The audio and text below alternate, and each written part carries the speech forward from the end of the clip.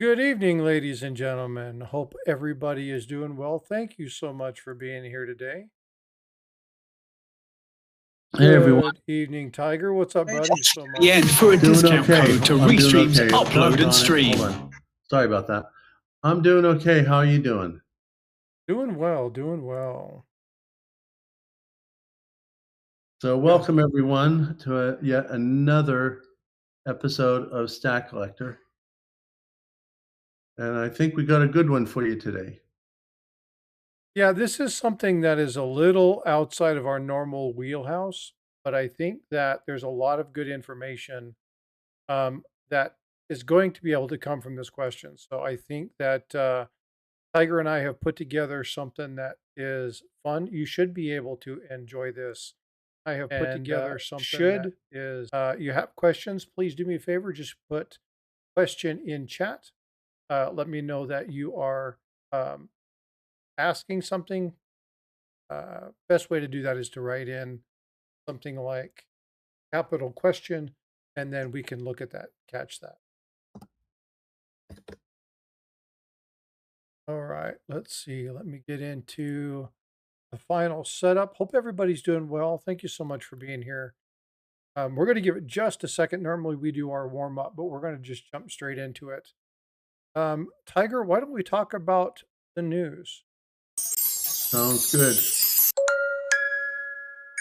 All right. In the news it is. What do you got on the radar, bud? Well, we got what's going on with the silver prices, and it's broke through the wall. It's been a long time in coming. Last time was around 2011.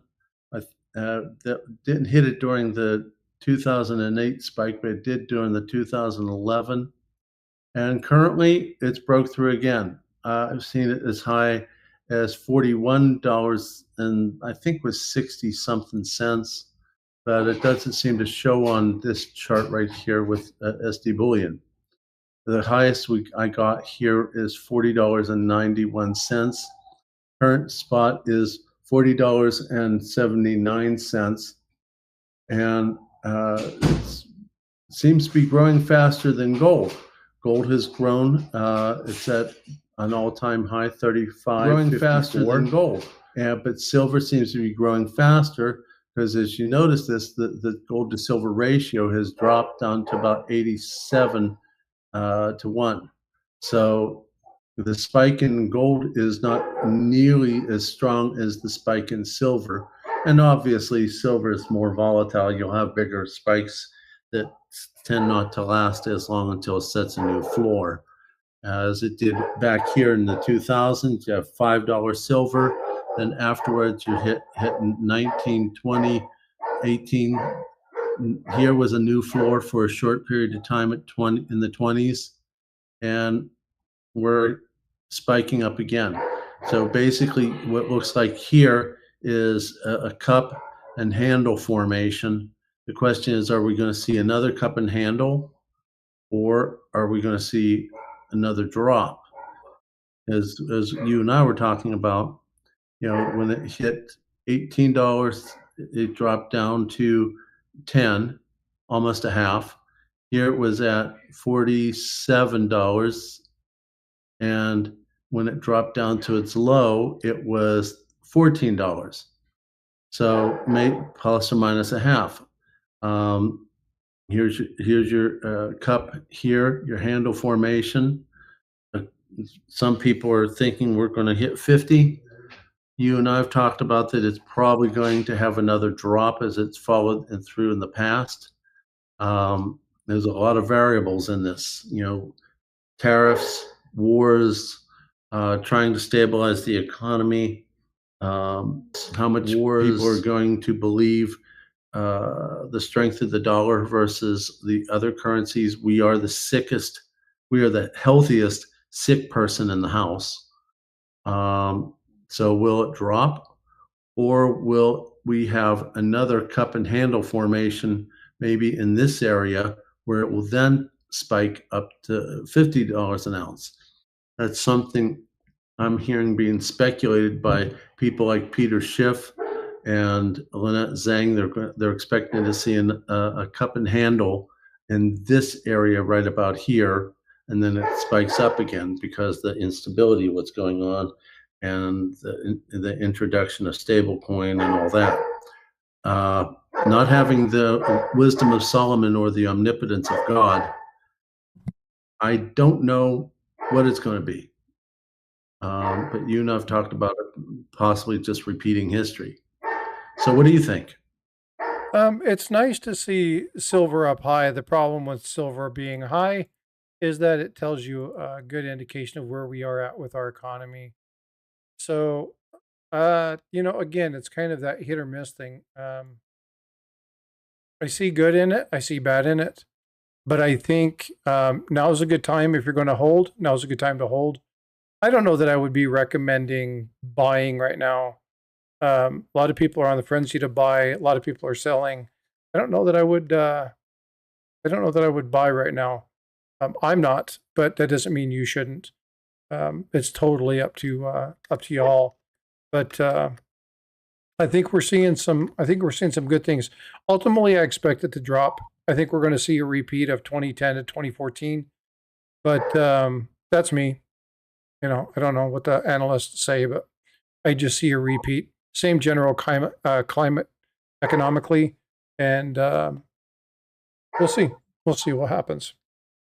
But if you look at what's going on over here, there really wasn't that much of a spike of anything except for way back in the past with the Hunt brothers. It was still, it was pretty stable, $4, $5, $6, nothing spectacular. And then when the economy started getting worse between 2005 and 2008 with the real estate market bubble, it just, it's never been coming back. So my, I don't, and I think Lynette's right. I think our economy is so bad that they have to burn off the debt and create a new system. So when you get a new system, you get a lot more instability. So are we in something different? Maybe yes, maybe no. Yeah, but again, if you can draw 2 points on 2 lines on any point in that graph and get a graph to tell you exactly what you want somebody to hear. So what you really want to do is run a parabolic curve from that lengthy period all the way to the peak. Those points that deviate from that dramatically are their outliers. 2008 outlier, 2011 outlier, 2019, 2020 COVID. We know exactly what was happening with that. Again, outlier. You look at that general parabolic curve, we're too high, and it's going to go up a little bit more, but we're eventually going to fall back down. And so you've got to watch those outliers. A lot of people are like, "Oh my God, we're going to do this," and watch what happens. Well, we did that because of a very specific situation within our economic terms, and so it's really easy to go, "Oh my God, no! Look what happened." Well, yeah, but we're not in the same environment. The climate's different. Political climate's different. We have somebody in there who's pulling teeth, kicking names, kicking asses, taking names, whatever you want to say it, and it's one of those things where he's shaking stuff up. We don't know what's going to happen with this hyperinflation. We don't know what's going to happen with these tariffs. What are they going to do? Are they going to help us? Or are they going to hurt us? You and I have talked a lot about the potential for this becoming a very, very good thing if they don't get overly greedy. Looking at ways of cutting the budget by 600 billion is a massive number. However, we're still trillions and trillions and trillions of dollars in debt. That's 600 billion. Sounds like a ton of money, but it's chump change in the whole realm of things. Yeah, True. we're saving the money, but where's that money getting shifted to?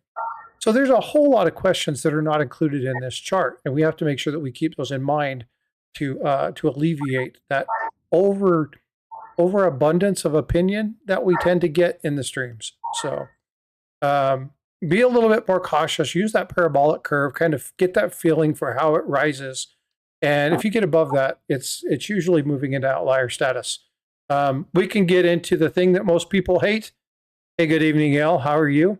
And that is math, where we talk about standard deviations and deviations from the norm. But if you want to get into some really geeky crap, I can bring some people up and we can talk that geeky crap. But Yeah, a I'm lot of not a people, financial expert, so I don't a lot play of that people game. like the higher math. I get lots of unhappy math questions whenever I do a specific gravity video. And I just did one on how to figure out how much money you have and how much ounces you have using a website that's in my last video. And I had a couple people say, "I thought this was going to be one of your really bad videos because you brought up the word math." And I showed a website that did the math for them, so they calmed down. So we start talking all the prob and stats that you're talking about with your experts. Um, I think we're going to have to buy people a whole bunch of Starbucks to get through it. Well, but here's the thing, right? This is where you get people who are good at finance that are good teachers. Yeah. Anybody talks math and is like Bueller, Bueller, Bueller. Nobody's going to want to listen to that crap. So we want to make sure that we are engaging in good, useful conversation, right? Get people who are dynamic, people who could talk about it, and people like my math professor who said, "Yo, bro, I got you. We talked. I teach you math, right?" And he broke it down for me, and I was like, "Oh my god, I get it." So we find the right people to do that, then people will be able to do that. And that's establishing good connections, and that's what we are all about. So we want to make sure that we bring you the best information, that we do so in a way that's conducive to learning, but we try to make it fun as well. So, all right, with that being said, we have a very interesting topic of the day. Now, the topic of today comes to us from somebody who actually follows Tiger. I know somebody follows Tiger. What the hell? Um, Keep it up, buddy. Keep it up. so, Tiger, why don't you explain to them a little bit about the email that you received from one of the nurse stacking people that follow you? Okay. This was a nurse that I worked with in the last hospital, not my current hospital. She is a very smart lady. And normally, as an ER doctor, you're not included in the inner circle. The nurses who are who are from the area typically won't include you in their inner circle. Once in a blue moon, I've had that happen.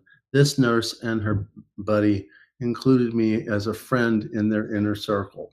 And this nurse, in particularly, was the first of many nurses that saved my life about a year ago when I had sepsis.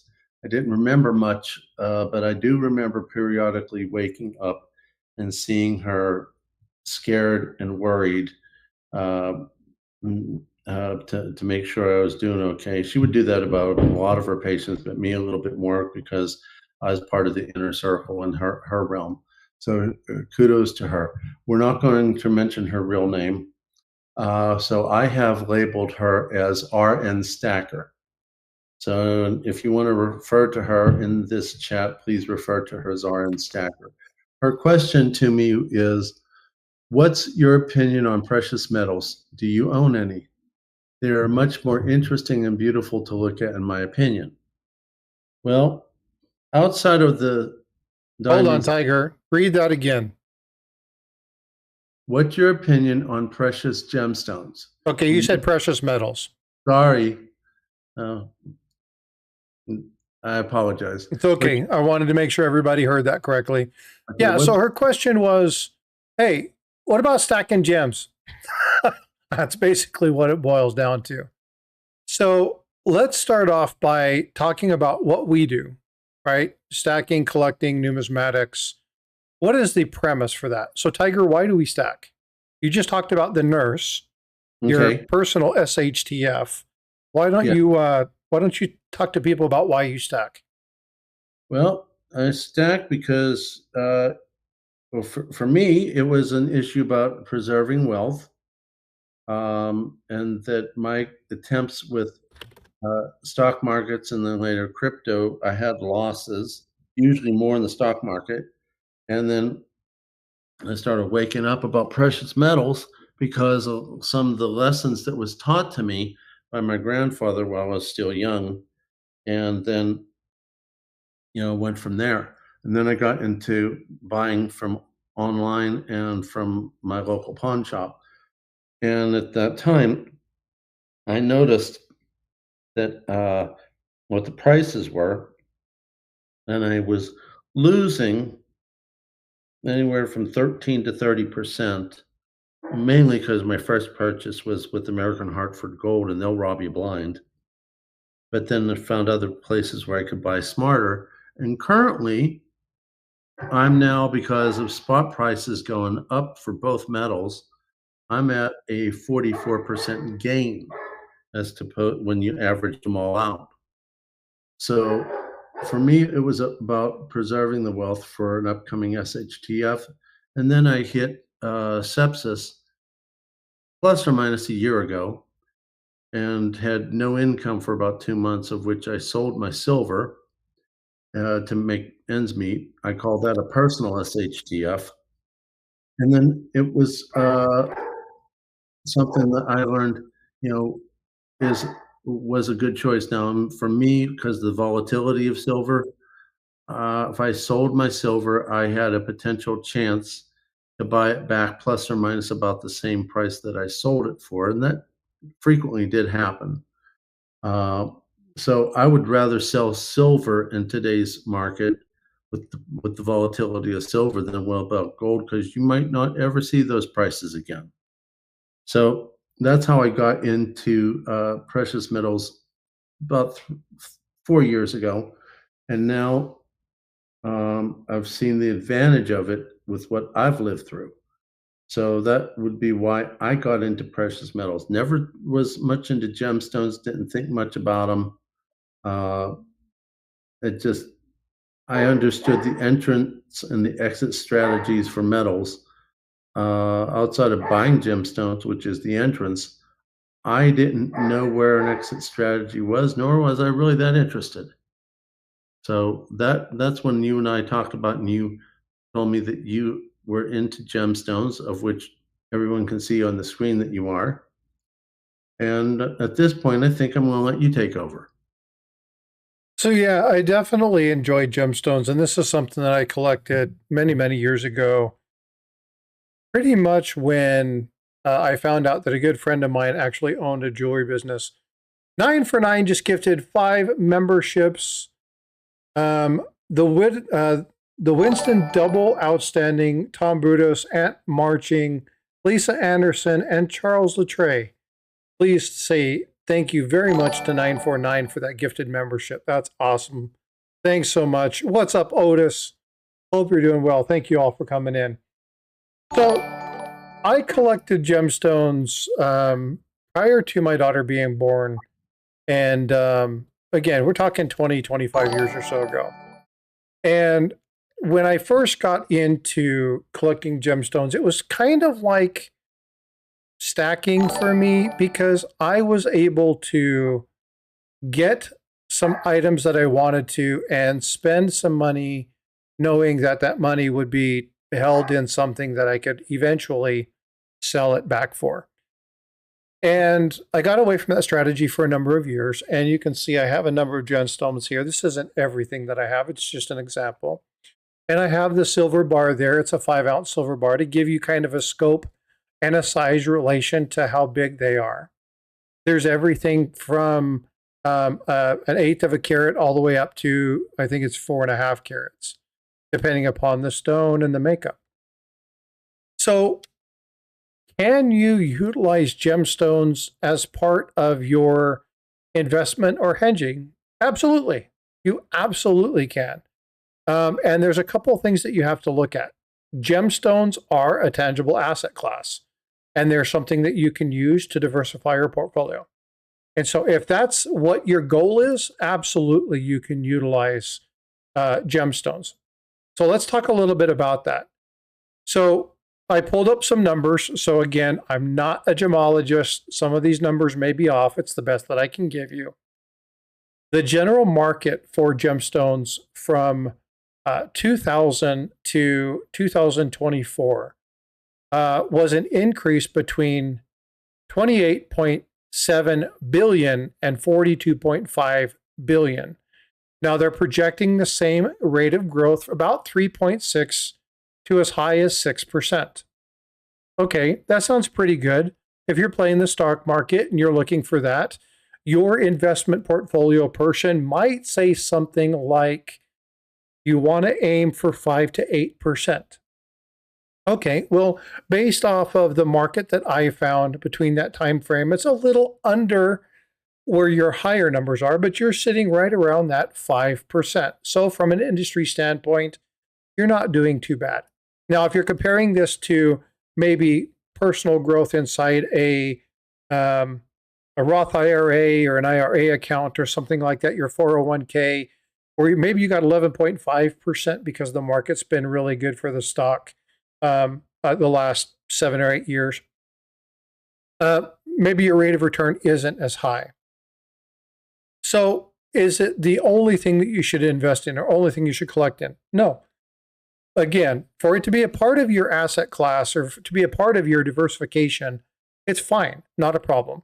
But just like with stacking, that's not the only thing you want to do. Just like with collecting coins, it's not the only thing that you want to do. I'll explain. So JR and Kim are like, I won't do this because you have to worry about things like your exit strategy. I'll explain something that's very important with exit strategy here in just a minute. One of the things that Kim mentioned in chat was that you have to worry about lab created. Okay, well, guess what? We have to worry about counterfeits in this hobby. Oh, guess what? We have to worry about counterfeit gold, counterfeit silver. They have tungsten that they use in place of gold. They use copper in place of silver. They might use steel. So what's the difference there? The difference is that the lab-created stones are virtually impossible to tell unless you have the right machines. What does that mean? It means you have to do the same damn thing you do when you do coins or you do silver and gold. You have to have a trusted source and you have to test it and test frequently. The strategy is no different than stacking or collecting gold, silver, numismatics, semi-numismatics, or exonumia. It isn't any different. The strategies remain the same. Number one, know about them. Know what they are. Know where they come from. Get engaged in the community. Surround yourself with people who are knowledgeable about the item. Right? I mean, does that sound familiar? Because that's everything that I preach. That's what I did with gemstones. I'm like, how in the world do I answer this question I know nothing about? And that's when I found out you know about gemstones. So it became a really perfect topic for Stack-A-Lector. I didn't know. I asked. Thought Frosty might know someone. I didn't know that someone was himself. And that we could tell RN Stacker, what is good information about gemstones. I didn't know, went to someone who did. So with whatever you are wanting answers for that you can't find yourself, speak up. You may accidentally be talking to an expert. Yeah, and again, folks, it doesn't matter. Now, I understand why people are concerned about it. There's a lot of negative hype towards lab-created gems, and if you're not careful, just like with counterfeit Carson City, it doesn't matter if it's a gold piece or if it's silver. It doesn't matter if it's an Engelhard bar or Pamp Swiss, right? Maybe it's Geiger. There are fake bars everywhere. Doesn't matter. So in anything that you collect, anything that you do that revolves around spending money to maintain or possess an asset for either wealth or diversification, you've got to do your due diligence. You've got to have a strategy. That's collecting money 101. Period. End of story. So it's really easy to poo-poo things that people don't understand, or, oh my God, there's so many problems with it. Well, guess what? That's how a lot of people look at counterfeit coins and numismatics. Why in the hell would you want to stack something? We had Coach Magic come in and ask the question one day, Why in the hell would people want to collect and be in a hobby where there's so much fake stuff out there? And it's like, because there's some really cool stuff out there too. And so when you get engaged in whatever hobby it is, doesn't matter what it is, make sure that you have a good strategy. Make sure you're looking at the right investment people. In the case of gemology, the one thing you're going to want to do is you're going to want to make sure you have a place to store them, secure them. Why? Because they are one of the most concentrated portable wealth offerings ever.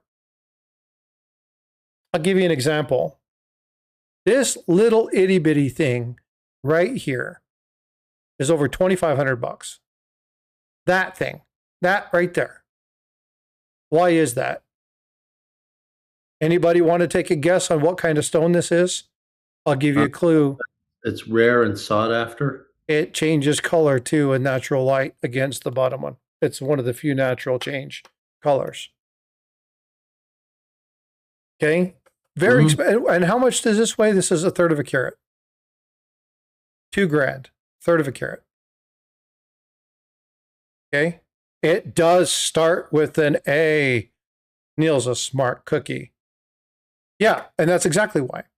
Right. And so when you look at it, you go, well, that's nothing major, but there's massive value in some of those things. How about this one? This is a really cool stone. This is courtesies of my grandfather. It's actually a matched pair, one of the few things that I got from him years and years and years ago. In the last 25 years, those have been up about 3,000, 4,000%. Those are Podparasha sapphires. And in this deep orange color, they're very, very collectible. When he bought them to the time that I got them now, they've probably gone up, 15,000%. Grade 8 says andrite. Alexandrite. Yeah, that's exactly right. That's what Neil was saying. Does it start with an A? Yeah, Alexandrite. It's an amazing stone. Color change. And it's one of those things where it doesn't look like much, but they're very, very, very collectible. They're very sought after. Now, this is way smaller than 1/3 of an ounce of gold, and actually carries more significant melt. Right? So where did I find the tray with the holder? Oh, you can actually go to any gem shop and you can order gem holders, and they will come in 5, 20, 50, 100, whatever. But yeah, Alexandrite's amazing. And so the people who understand that, Neil's like, I have 12. I thought he said 12 carat. I was like, holy smokes. But yeah, you can find these things all over the place. Right now, I want to go back to something that Kim said. Now there is a stone up here, and you can see it. Can you see it?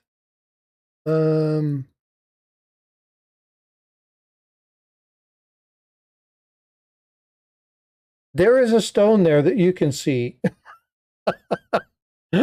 Pay attention. Pay attention. There's only 2 stones that came into the screen.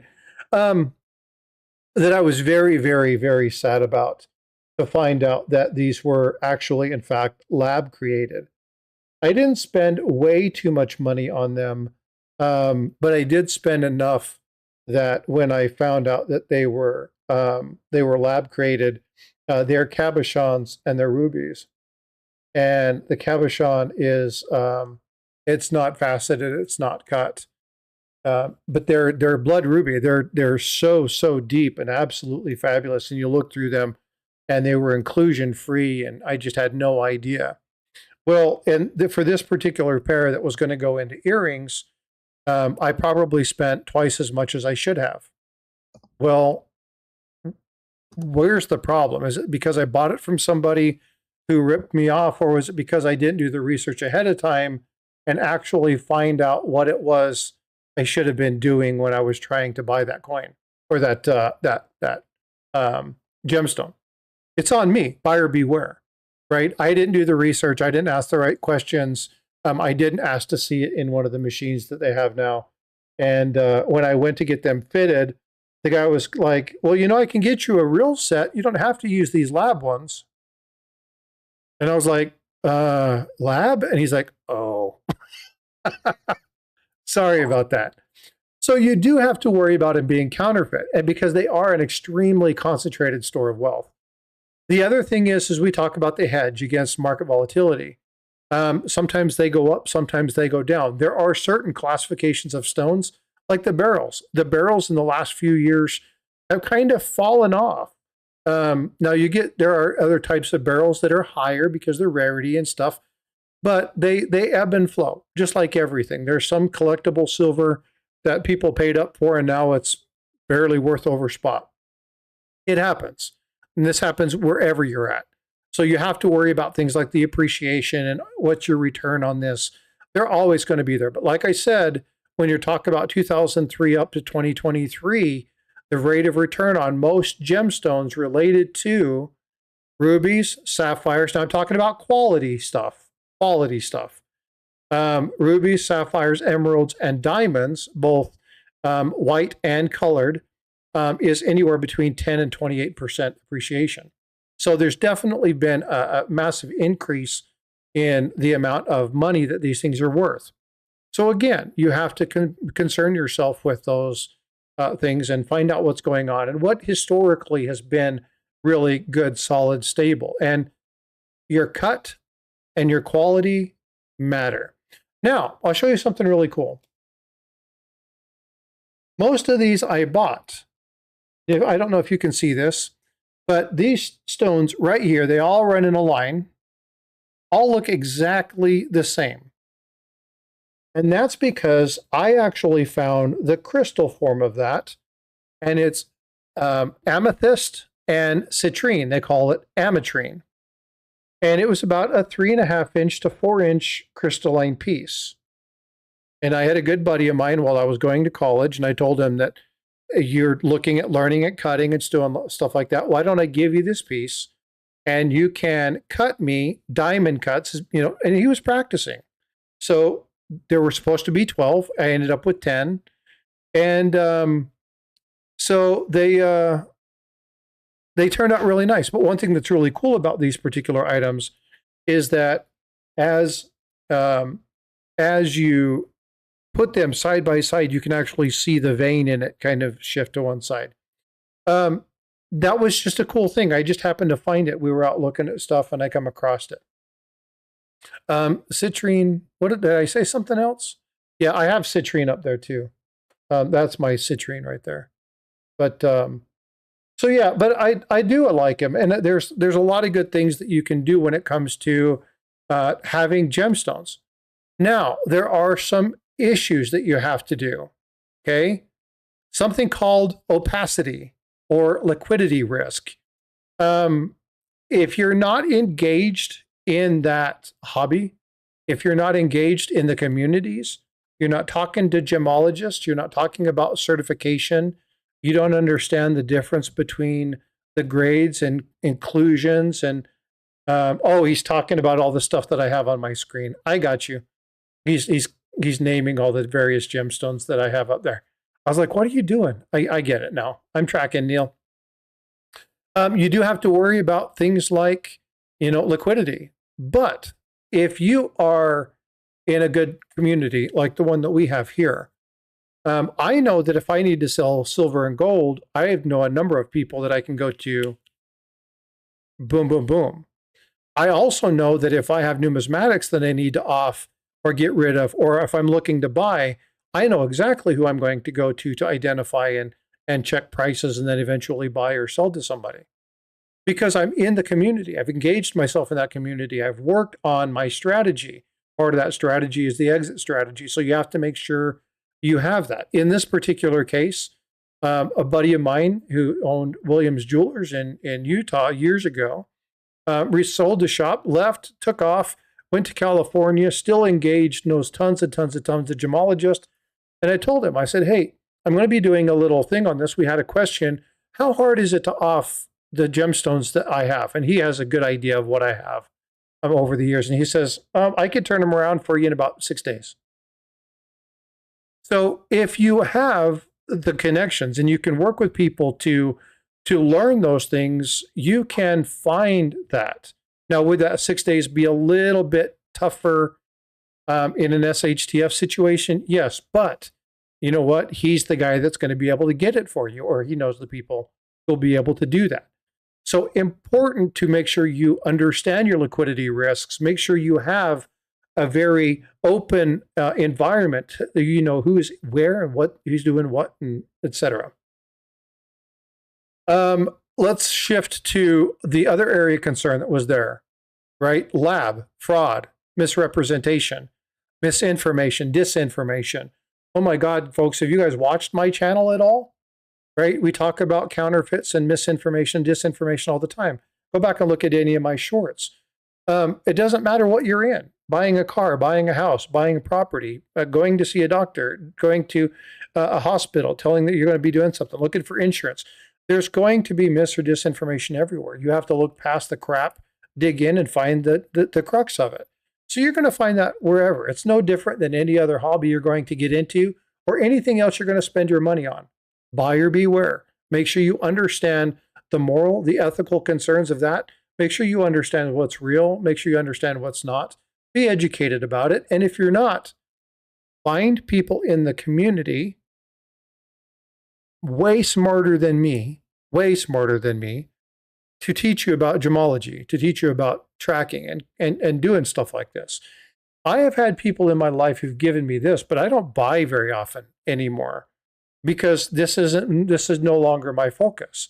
This is a store of wealth. And yes, I can upgrade a couple pieces here and there. Or if I have a friend who's getting married and they say, hey, you know, there's this orange citrine that I want, and trying to find it, man, I can't find that thing for under $6,000. It's like, hey, well, if you go a little bit smaller, I have an orange citrine, I'll sell it to you for $3,000. I paid $1,800 for it. Got it. Done. Right. But yeah, Neil is exactly right. You got to worry about heat treated, chemical treated. This is what's so dangerous about those coins. Those coins, God almighty. Gemstones. This is tanzanite. This is non-heat treated. You can tell because it's not purple. It doesn't, and the purple usually is real deep purple, almost amethyst color, almost this kind of color. Okay, it's almost purplish. It's not that really deep royal blue that you want. I've bought tanzanite that was heat treated, and I was very, very upset when I found out that it was heat treated. So you have to do your research, and you have to make sure you understand what it is that you look at. Yeah, and I've got some really nice, pretty colors, deep, good looking amethyst. My high grade amethyst, like deep color purple. And then I have everything from onyx. This is a really cool one. Neil, you're going to have to help me with the name of this. I can never remember the name of this thing. It is electric green. And the thing is, it doesn't show up on any camera ever. It just looks black. Man, when you look at this, it's so freaking green. And I can't remember the name of it. I'll have to remember. So yeah, there's a lot of amazing things that you can find here. Let's get back to the discussion though. So how do you set yourself up for success? So this is something, it's not amethyst. It's like, it's called, I think it's a green beryl, but it's not emerald. It's not, oh my God, what's it called? I can't remember the name of it. Yeah, it's no, I don't think it's tourmaline. I'll find it. Anyway, it's absolutely phenomenal. That's an expensive stone too. You know what you need to do with that stack there, the gemstone stack? You need a label maker. Put it on the sides or on the back so you don't forget. Well, but part of the fun of looking at them is remembering what the hell it is. Yeah, because you could have a cheat on the back, so if you forgot, you could refresh your memory quickly. OC Stacker says that Space Miner's really good with this topic. You know, we have a number of people are. Kevin Rose is very good. No, tanzanite is purple. not green.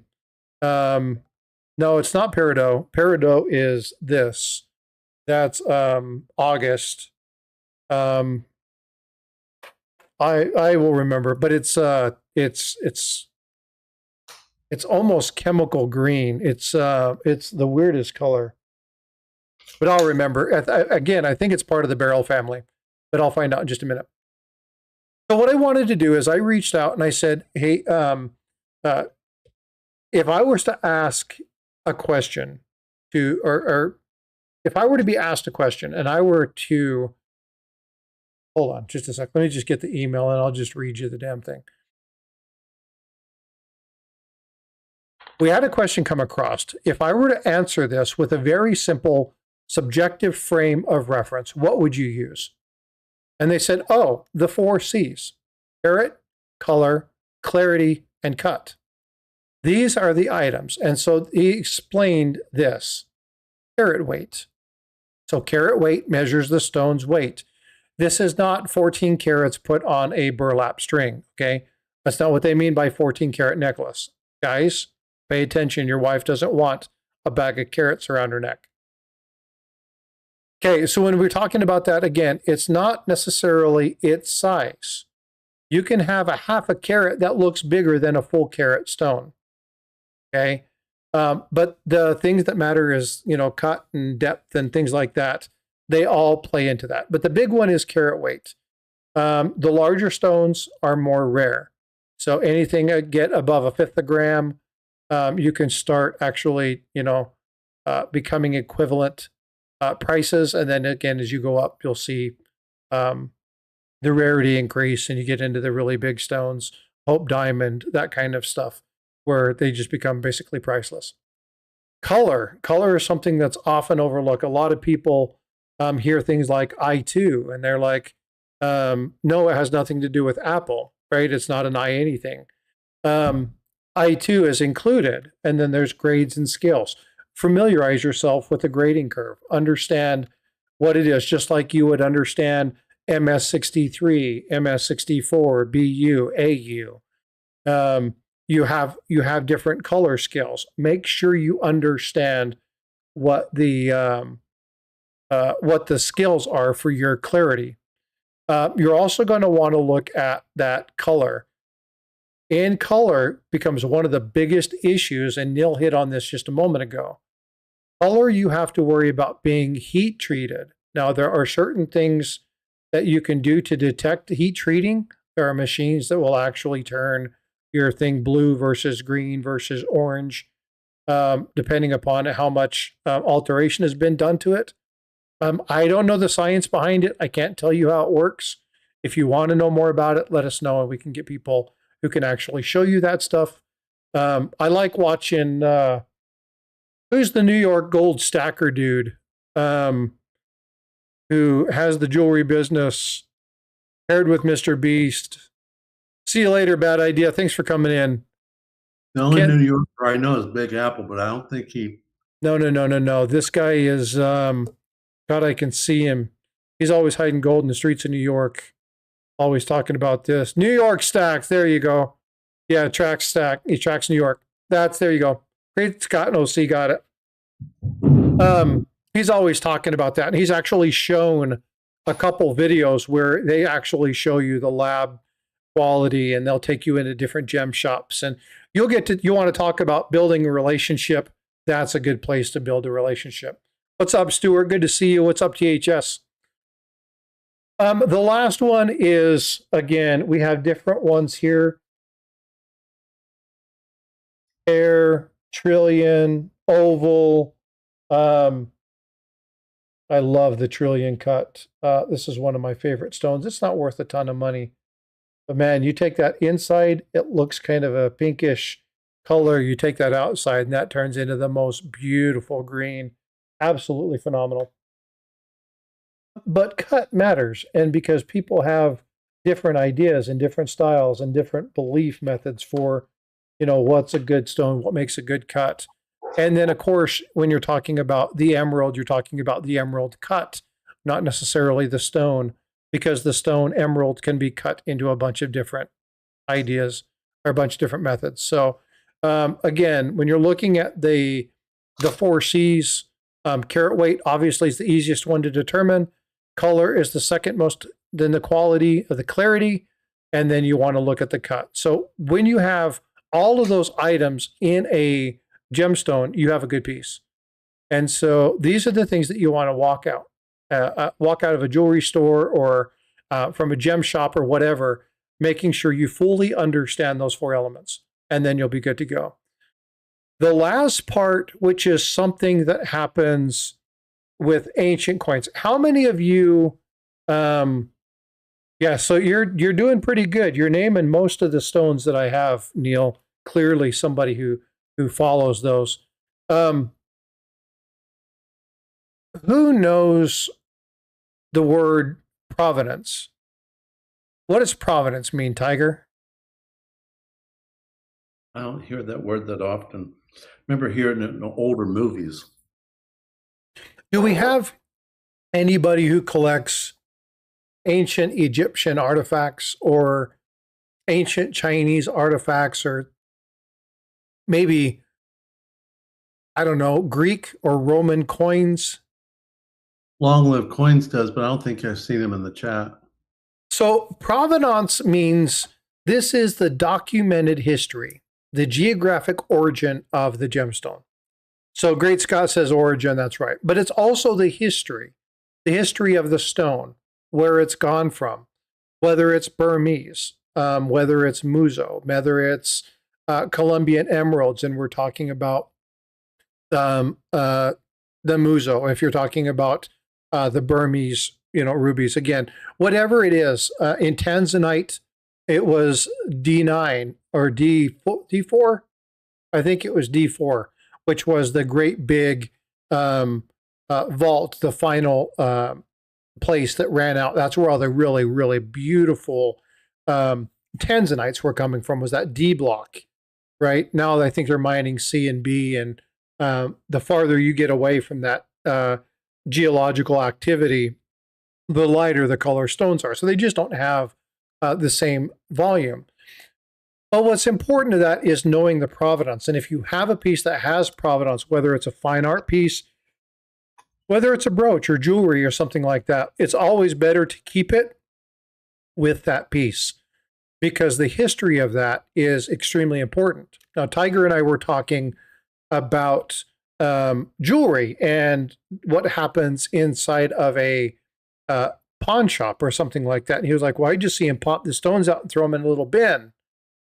Well, why would they do that? Well, because they're hoping that those stones are real. They're going to take them, they're going to get them tested, and you might have bought something for $100 that's worth a few thousand. So they pop those out to safeguard them, not to throw them away. And so there are reasons why people will do that. And again, if you take that stuff in, you don't know those four C's, you could be throwing a ton of money away. So you just make sure. That's going to also help you not be fooled by things like costume jewelry and stuff like that. The last thing, the most frustrating of them all, are things that are treated. And again, heat treated is one of those things where, unfortunately, if the color is too good to be true and you're not paying tens of thousands of dollars, it's probably either lab created or heat treated. You can buy some beautiful pieces with lab and heat treated stuff, but it's just not desirable. So make sure you're tracking those things. Make sure you're asking those questions. And above all else, don't take the advice from me. Get engaged in the community that's doing it. If you want me to help, I can find some people. I've already pulled up a couple places that are reputable. If you guys want to know more about that, we can do so. We have a number of people in the chat that are knowledgeable. Neil Hahn, Space Miner. We have Kevin Rose, who's extremely knowledgeable with this stuff as well. And there are already people engaged in this aspect in our community. So reach out to them. And as always, if you don't know how to reach out to somebody, reach out to Tiger and myself, and we will pull the information together, and we will make sure that we get that to you, because that's an extremely big portion of what it is that we do. We're here to help and safeguard, protect, and provide information to the community. That's our mission. So hopefully you guys enjoyed that. If you want to know more, I can show you some comparative analysis against like real estate, gemstones, precious metals, and fine art, about why some are better. Like it's better to collect gemstones than it is fine art.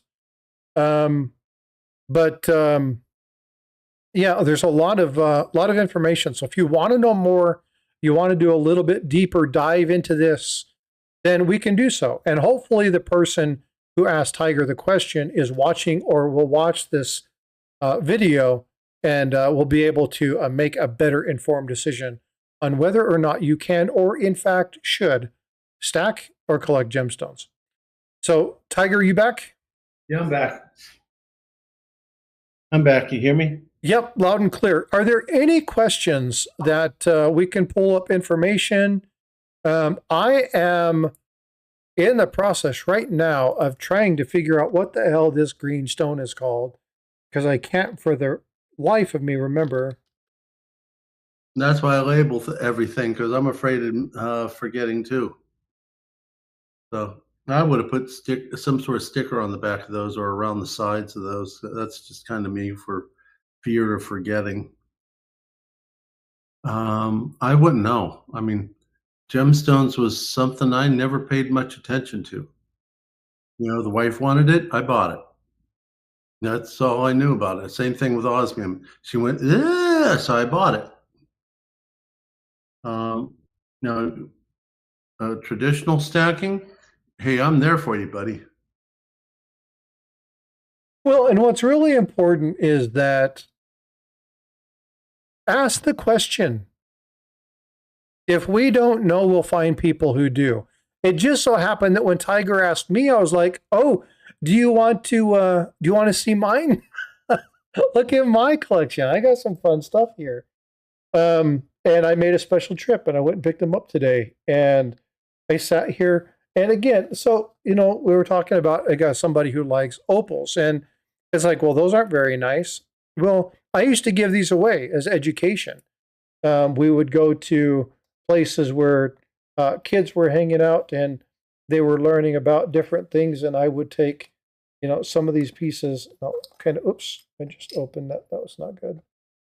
Um, and I would take and talk about the differences in, you know, um, color, and just because they have color doesn't make them valuable. Opals are plenty; they're really neat. But when you're looking at a good opal, you want that. You want that color. You want these. You want them to shine and jump out at you. And I don't have a ton of really nice opal. I have a few, but not a lot of it.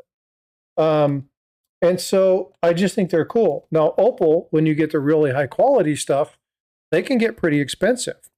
And so, again, make sure you're doing your due diligence. But I'll tell you what, man, you see some of those fire opals, man, beautiful stuff.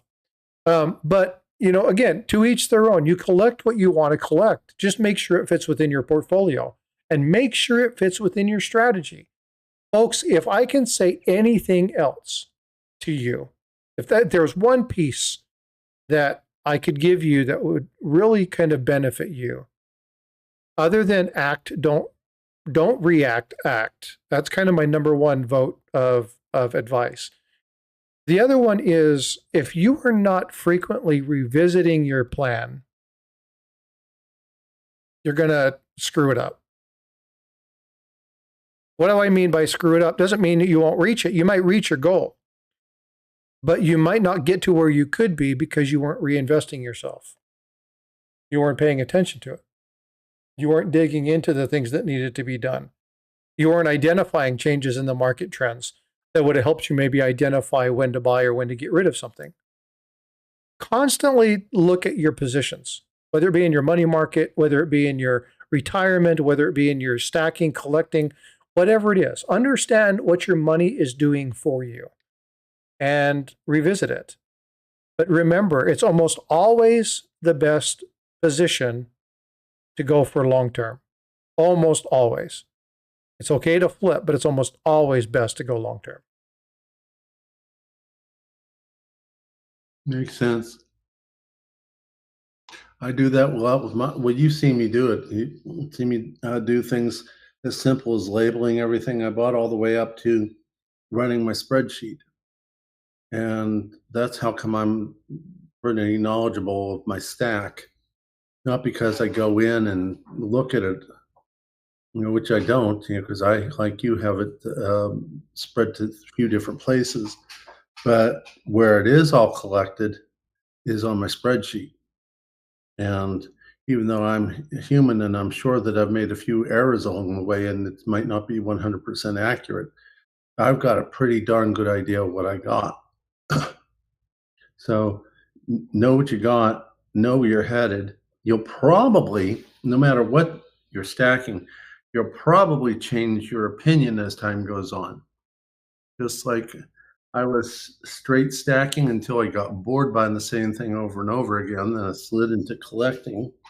Now, not so much interested in collecting ever since a year ago when I had the SHTF. I've become more and more of a stacker again. And the collector in me and the stacker in me sometimes have a war beside my head. But for me, it's all about what can I leave my wife and how can I get her to not get taken advantage of. So that's a big component for me and why it's made me move harder towards boring stacking. And boring because it's not pretty enough, but important because when God calls me home, she doesn't have the knowledge I have. I want her to have something that's not going to leave her sit out in the dust. Now, I can probably venture forth and make a good solid guess and have a good chance of being right. If she saw that stack right there of those gemstones, she's going to be on me to start collecting those too because they're shiny, they're pretty, the girly thing in her. But Um, well, but again, we have, I mean, even in this hobby, we have people that collect the shiny, pretty stuff, right? And you have to collect, if you're doing it to collect what you want. But the important thing is the question here is, do you invest in them? If you're going to look at this as an investment, yeah, it needs to be something that you're going to enjoy. Remember, ultimately, this is a hobby first, but if you're utilizing it for wealth preservation, you need to stop looking at whether or not it's pretty and you need to see, does it meet the functional requirements? Does it have what I need? It's the same thing when we're looking at coins and we're grading coins, right? Does it have the grade that I want? Does it have the items? What am I looking at? Does it meet the criteria? Is it genuine? Have I verified with information to actually look at some of these items? And if the answer is yes, and you're good with that, and you're comfortable, make that investment. Mhm. But again, you have to ask your question. Investing because it's pretty is a bad idea. Exactly. Yeah, that's why there's so many divorces. That's Um, that's why you have to have what are you more willing to part with? For instance, your Engelhart bar, I will part with that faster than I will ever part with a Nikolai Tesla coin. That'll be up on the chopping block if I have another SHTF. The Tesla coins will be amongst the last. Would I part with them? If I had to pay bills and that's all I had left, yeah, they're going. T-Bird Stacking, member for 8 months. Thank you so much, buddy. I appreciate you. Chad Brockman, Frosty, my brother's friend, had the rights on a Himalayan tourmaline mine in San Diego between 94 and 99. I've had several specimens faceted by David Burton of the Burton Gems and Opals. That is cool. Yeah, see, and again, I got in because I just happened to know somebody who owned a jewelry shop. And so they would teach me and I would, spend $100 and they would give me a smart parcel and we would look at it. We would figure out what was what. And he would, try to help me understand the cuts and what I was looking for. And so again, if you have somebody that can pour into you and nurture you, unfortunately, I don't have the skill set to really dig in. I mean, I can do the research that I do, no problem. But there are other people in the community that are really engaged. And if this is something you want to learn more about, ask us more questions and we can make sure that we include this stuff on a regularly scheduled cycle because I'm about different collectibles. Again, we're called Stack-A-Lector, right? Not only are we here to talk about the truth and reality of things, but anything that is stacking a worthy and investment. How do you safeguard yourself and protect yourself from situations? That's what we're here for, folks. So we appreciate you being here. Tiger, I've pretty much said all I want to say today. You have anything you want to wrap up on? No, I thought it was a pretty good educational experience. I hope RN Stacker does come to your channel. I sent her an email, and if she does, I hope she gets the information that she was searching for with her question. For me, it's been just straight education. I've been a sponge. I didn't know all this out there, and certainly it's a component that I never thought about. And I have to admit, I'm impressed with the dollar figures you've been throwing out there. It's like, okay, I guess RN Stacker has some validity to what she likes. Plus, this pretty stuff. See you later, Nick. You guys, thank you so much for coming in and hanging out with us. Maybe, Tiger, maybe you and I need to talk. Maybe we can bring people on like Space Miner. Maybe we can bring on Kevin Rose. Maybe we can bring on Neil and we can talk about, have them show some stones, talk about general prices, and kind of break down some areas where people can look for more information if they're interested in that. Would you guys like that? I think I would, and I think I might actually get my wife's attention. In fact, she just walked in the room. I was about to say, was that just her that chuckled in the background? Yeah, that was take a look at what's on here, please. We were about ready to finish the live stream. We're talking about the value of precious stones, gemstones. Okay. All right. And you like things that sparkle. Yeah. So we might do another live stream in the future about gemstones. Think you might be willing to stay with me long enough to watch something like that? Yeah, I like the gemstones. Things that sparkle. Yeah. You know. Girls love diamonds. No, that's not just all diamonds. There's opals and amethyst and other stuff. Like some, for example, the rubies can cost even more than diamonds. Well, he has one itty bitty little tiny piece that's probably worth all the other stones in there. Hey, that's personal, man. That's we shouldn't be talking about that live. I'm not talking dirty. You are. Oh, too much fun. Sorry, I couldn't resist. He was talking about Yaitzi. I didn't say that. No, he was. Okay. I was talking about that little tiny stone, and he was talking. He made a joke about his Yaitzi. I thought he was talking about his kidney stone. I didn't know he had a kidney stone. You have a kidney stone? Yeah, I've had kidney stones in the past. I don't think that one would make it into this collection, though. That's not a story I want to relive, I'm telling you. It's a tiny mushroom. Yes, exactly, Stuart. All right. Well, hey, folks, I appreciate you all for being here.